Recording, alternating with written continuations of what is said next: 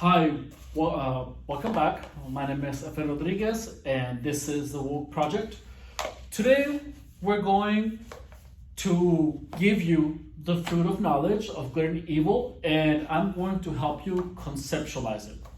So then, the main reason that people who have survived narcissistic abuse can be seen as crazy to other people is because they were forced to conceptualize evil.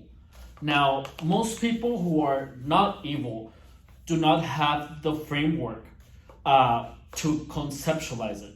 Therefore, as we discussed in my previous video, since they lack the knowledge of it, they can happen right in front of them and they are unable to see it. It is invisible. Or it can also be said that is where the invisible war comes from, because it happens right in front of you and you have absolutely no idea if you are not well versed in the concept of evil. So that's what we're going to cover today. Now, conceptualizing evil. There are two forms of evil. There is moral and there is natural. We're going to get started first. We're going to get started with the natural form of evil. Now, the natural form of evil is the result of a natural process, such as an earthquake, a toothache, a cat eats a goldfish, or let's say a bird with a deformity on his wing, so the bird can't fly. Now, why are these evil? Because they cause suffering, they cause death, or they limit potential. Now, the limitations of the natural aspect of evil is that animals that have no morality, since they are not moral beings, you cannot hold them accountable for being immoral. Such as, I'm not sure if you guys saw the video of the monkey that grabbed a frog, and then the monkey masturbated with the frog, and then when the monkey was there, he just threw the frog away. Like, by the frog, that would be seen like an act of evil. You know what I mean? But since they are not beings who have morality, you cannot hold them accountable for that. Now, for natural evil, there needs to be victims. So, for example, if an earthquake happens and no one dies, then it's just an earthquake. It is not evil. Now, also, an example of an evil can also, of an evil that requires a victim is a toothache.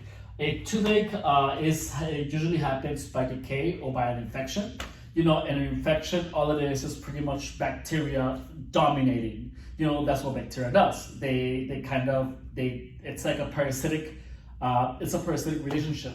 Now, when there's a bacteria growing on a rock, the bacteria is not evil, but the fact that it's in your mouth and that it's causing you pain or suffering, then that's the only way you can deem it as a natural evil. All right?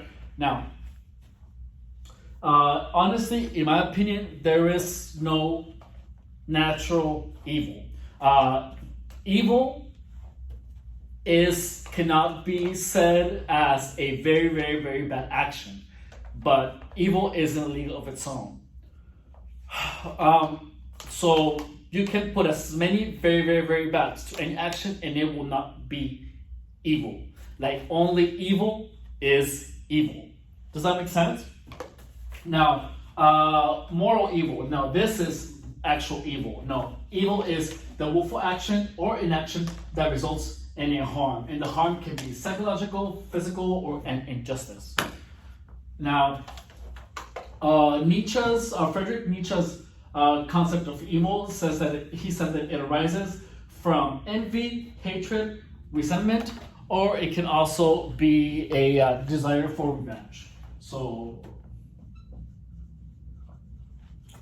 So here, let's take the biblical story of Cain and Abel.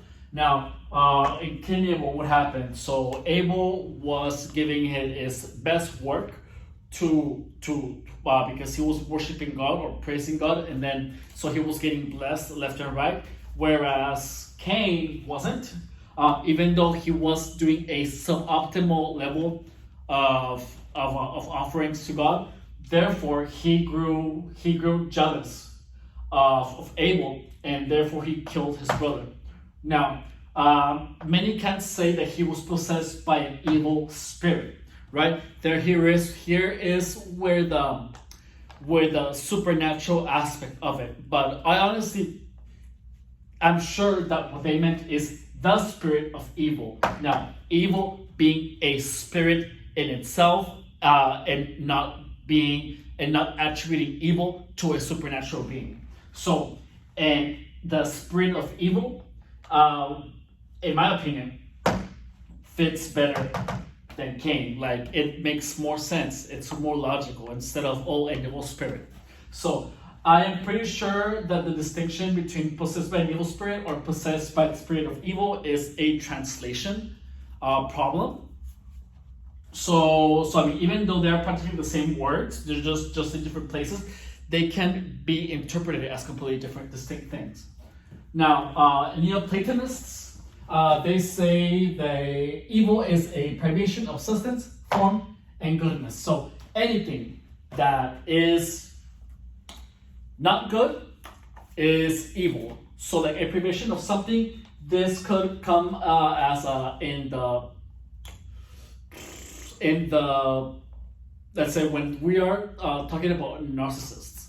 So narcissists, they lack an intrinsic core, right? So I mean, that can be evil. Or they also lack substance. They lack a positive will, and they lack goodness. So I mean, so according to Neoplatonism, narcissists are evil. All right, and well, according to me too. Anyways, all right. So now, people say that evil doesn't exist, but now they can say evil doesn't exist. That is only a thing of perspective, and that can be true in natural evil, because then again, an earthquake is not an evil act, an evil occurrence, unless there is a victim. Now, we live in a world of dualities. It is not an illusion. I mean, there are protons and there are neutrons, positive and negative, and they together create life, right? So just like when there is light, there has to be darkness. Because there is a female, there has to be a male. You know what I mean? Like, if you only have one, then it's going to die. Now, you have to have a host to have a parent, and then you also have the parasites. So you cannot have a parasite without a host. A parasite in itself would be just it. Or, I mean, it could possibly be a host for an actual parasite. So now, you cannot have one without the other. Now, so this is going to come a little bit funny, but for a narcissist to exist, there has to be empaths, and for empaths to exist, there have to exist narcissists. It is the natural order of things. It is that there has to be positive. It's like if there's light without darkness, it is impossible. You cannot have darkness without light. That's just how it is. That's how it will forever be. We live in a world of dualities, just like we have the left hemisphere that is narcissistic, we have the right brain hemisphere that is completely empathic. Now, again, goodness and evil, they are diametrically opposing forces, and that's what they are, forces. Now, they are not supernatural forces, they just are forces. They are perspectives. They are either lacking goodness or they have an abundance of goodness, all right? Now, okay, I think that's it for today. I am going to leave you with a couple of homework for your mind. So, Can you count how many evil people you have encountered in your life? So these evil people would have to be evil to you because they cause you harm. Either they cause you a privation of substance, a form of goodness, or they cause you a psychological, physical, or an injustice against you. Also, just one more thing. Now that you can understand that in order for you to see evil, you have to be able to conceptualize it. Do you think that Adam and Eve actually sinned if they had no concept of disobedience? They didn't know what obedience was. They were just told, but they were never instructed. They were never given the knowledge. They were simply beings expressing their potential. Now, this would pretty much lead to the conclusion that sin is natural. All right, that's all I have to say for today. Think about this. If you want to tell me if you have any questions, or you want me to elaborate on any of these concepts of evil, put it in the comments. If you have any suggestions, or you have a counter argument to anything that I have said here, please put it in the comments, and we can have a good what's that called? I don't want to say argument because it's not like a good discussion.